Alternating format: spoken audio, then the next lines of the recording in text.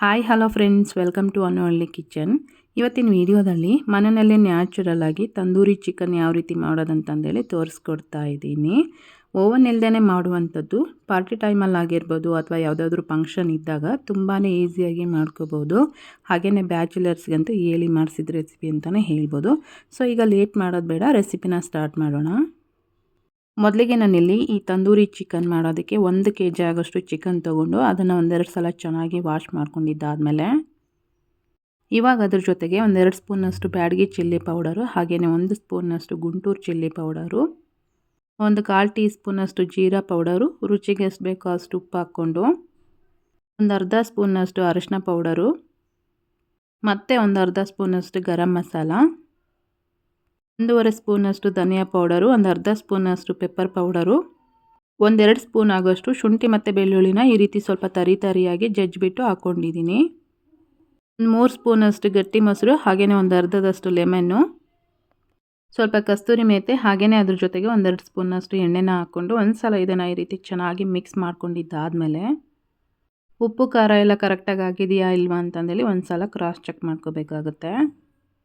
ಹಾಗೆ chicken wash ಮಾಡ್ಕೊಂಡಿದ್ದಾದಮೇಲೆ ಚಿಕನ್ನಲ್ಲಿ ನೀರಿನಂಶ ಇರುತ್ತಲ್ವ, ಚಿಕನ್ನಲ್ಲಿರೋಂಥ ನೀರಿನಂಶ ಎಲ್ಲ ಹೋಗೋ ಥರ ಒಂದು ಪ್ಲೇಟಲ್ಲಿ ಹಾಕಿ ಒಂದು 10 ನಿಮಿಷ ಸೈಡಿಗೆ ಎತ್ತಿಟ್ಕೋಬೇಕು. ನೆಕ್ಸ್ಟ್ ಆಮೇಲೆ ನೀರಿನಂಶ ಎಲ್ಲ ಹೋದ್ಮೇಲೆ ಈ ರೀತಿ ಮಿಕ್ಸ್ ಮಾಡ್ಕೊಳ್ಳೋದ್ರಿಂದ ಉಪ್ಪು ಖಾರ ಎಲ್ಲ ಪೀಸಸ್ಗೆ ಚೆನ್ನಾಗಿ ಹಿಡಿಯುತ್ತೆ. ಈ ಥರ ಎಲ್ಲ ಚೆನ್ನಾಗಿ ಮಿಕ್ಸ್ ಮಾಡ್ಕೊಂಡಿದ್ದಾದಮೇಲೆ ಪ್ಲೇಟ್ನ ಮುಚ್ಚಿ ಒಂದು 2 ಅವರ್ಸ್ ನಾನು ಇದನ್ನು ಸೈಡಿಗೆ ಎತ್ತಿಟ್ಕೊಳ್ತಾ ಇದ್ದೀನಿ.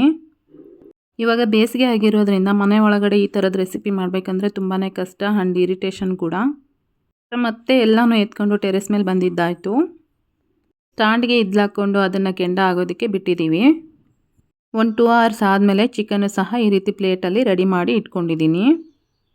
ಇದೆಲ್ಲ ಈ ರೀತಿ ಚೆನ್ನಾಗಿ ಕೆಂಡ ಆದಮೇಲೆ ನಾವು ರೆಡಿ ಮಾಡಿ ಇಟ್ಕೊಂಡಿರೋಂಥ ಚಿಕನ್ ಏನಿತ್ತಲ್ವ, ಆ ಚಿಕನ್ನ ಈ ಸ್ಟ್ಯಾಂಡ್ ಮೇಲೆ ಇಟ್ಕೊಂಡು ಮಧ್ಯದಲ್ಲಿ ಈ ಚಿಕನ್ಗೆ ಸ್ವಲ್ಪ ಎಣ್ಣೆ ಹಚ್ಕೊಂಡು ಅವಾಗವಾಗ ಟರ್ನ್ ಮಾಡಿಕೊಂಡು ಸುಟ್ಕೋಬೇಕಾಗುತ್ತೆ.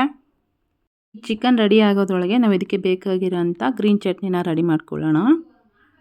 ಇವಾಗ ಒಂದು ಮಿಕ್ಸಿ ಜಾರ್ಗೆ ಸ್ವಲ್ಪ ಕೊತ್ತಂಬರಿ ಸೊಪ್ಪು, ಪುದೀನ, ಶುಂಠಿ, ಬೆಳ್ಳುಳ್ಳಿ, ರುಚಿಗೆ ಎಷ್ಟು ಬೇಕೋ ಅಷ್ಟು ಉಪ್ಪು, 1-2 ಸ್ಪೂನಷ್ಟು ಹುರಿಗಡಲೆ, ಖಾರಕ್ಕೆ ತಕ್ಕಂತೆ ಹಸಿಮೆಣ್ಸಿನ್ಕಾಯಿನ ಹಾಕ್ಕೊಂಡು ರುಬ್ಕೊಂಡ್ರೆ ಚಟ್ನಿ ಅನ್ನೋದು ರೆಡಿ ಆಗುತ್ತೆ. ಚಿಕನ್ ಒಂದು ಸೈಡ್ ಈ ರೀತಿ ಸುಟ್ಕೊಂಡಿದ್ದಾದಮೇಲೆ ಮಧ್ಯದಲ್ಲಿ ಮತ್ತೆ ಸ್ವಲ್ಪ ಆಯಿಲ್ನ ಅಪ್ಲೈ ಮಾಡಿಕೊಂಡು ಚಿಕನ್ನ ಟರ್ನ್ ಮಾಡಿಕೊಂಡು ಒಂದು 20 to 25 ಮಿನಿಟ್ಸ್ ಇದನ್ನು ಈ ರೀತಿ ಸುಟ್ಕೊಂಡ್ರೆ ತಂದೂರಿ ಚಿಕನ್ ಅನ್ನೋದು ರೆಡಿ ಆಗುತ್ತೆ. ಈ ತಂದೂರಿ ಚಿಕನ್ನ ಇನ್ನೊಂದು ಸ್ಟೈಲಲ್ಲಿ ಮಾಡ್ತಾರೆ, ಅಂದರೆ ಗ್ಯಾಸಲ್ಲೇ ಸುಟ್ಕೊಳ್ಳೋದು ಆ ಥರ ಮಾಡ್ತಾ ಇರ್ತಾರೆ. ಆ ಥರ ಮಾಡ್ಕೊಳ್ಳೋದ್ರಿಂದ ಈ ಥರ ಕೆಂಡದಲ್ಲಿ ಸುಟ್ಕೊಂಡು ಮಾಡ್ಕೊಳ್ಳೋದ್ರಿಂದ ಟೇಸ್ಟ್ ಅಂತೂ ತುಂಬಾ ಚೆನ್ನಾಗಿ ಬರುತ್ತೆ. ನೋಡ್ತಾ ಇದ್ದೀರಲ್ವ ಚಿಕನೆಲ್ಲ ಎಷ್ಟು ಚೆನ್ನಾಗಿ ರೆಡಿ ಆಗಿದೆ ಅಂತ.